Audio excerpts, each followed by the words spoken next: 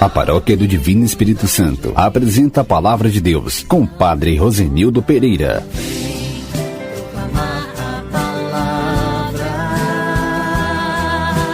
Tem muita gente precisando escutar. O Senhor nos guardará, qual pastor a seu rebanho. Proclamação do Evangelho de Jesus Cristo segundo João, capítulo 11, versículos de 45 a 56.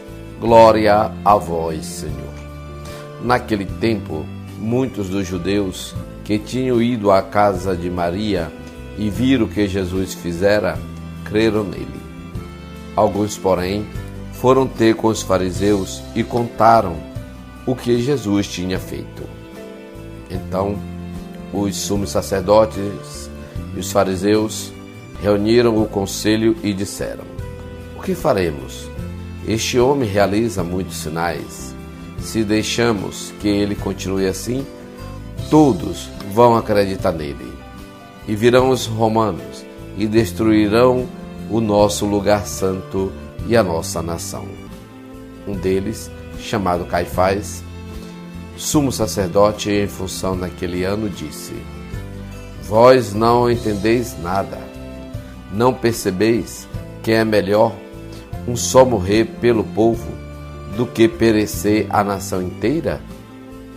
Caifás não falou isso por si mesmo. Sendo sumo sacerdote em função naquele ano, profetizou que Jesus iria morrer pela nação. E não só pela nação, mas também para reunir os filhos de Deus dispersos.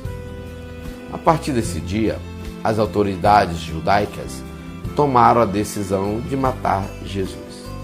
Por isso, Jesus não andava mais em público no meio dos judeus.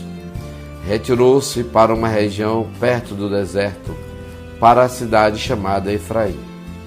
Ali permaneceu com seus discípulos. A Páscoa dos judeus estava próxima. Muita gente do campo tinha subido a Jerusalém para se purificar antes da Páscoa.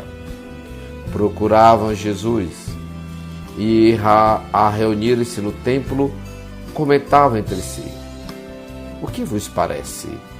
Será que ele não vem para a festa? Palavra da salvação, glória a vós, Senhor. Meu irmão, minha irmã, amanhã já é festa, domingo de Ramos, começando assim a Semana Santa, semana de oração, semana de jejum, semana de muita caridade.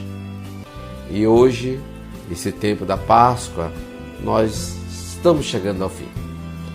O Evangelho de hoje nos apresenta esse conflito, o povo tramando, as autoridades tramando a morte de Jesus. Os milagres de Jesus, por mais brilhantes que sejam, não são suficientes para as autoridades, os fariseus, aceitarem Jesus. Aliás, esses sinais, principalmente a ressurreição de Lázaro, ele tem um efeito bem diferente, né? Então, qual é? O povo, as autoridades procuram matar Jesus, né? O gesto de Jesus de ressuscitar, chamar um morto para a vida, estava destinado a levar o próprio Jesus para a morte.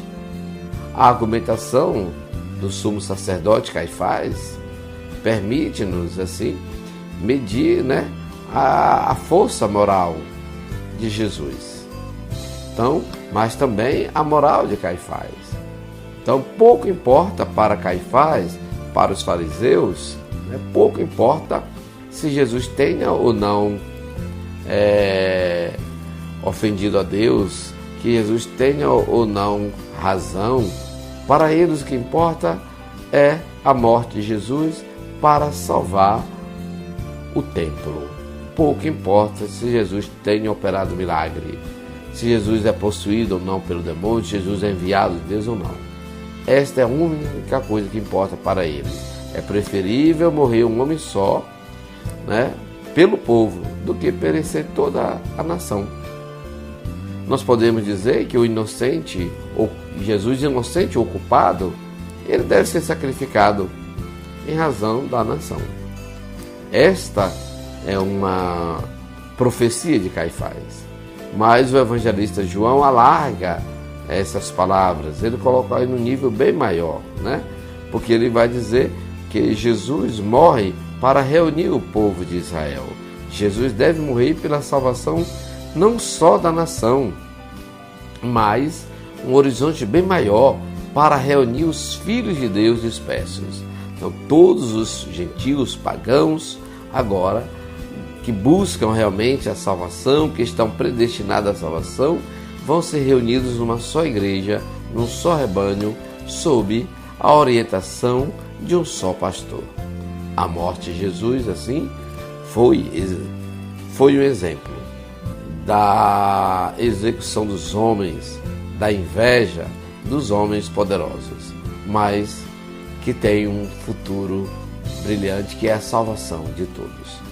Que o Deus de misericórdia, pela morte e ressurreição de Jesus, realmente nos torne um só povo, um só rebanho, e que nós possamos estar abertos a viver sob a proteção do Cristo bom pastor, que deu a vida para nos salvar.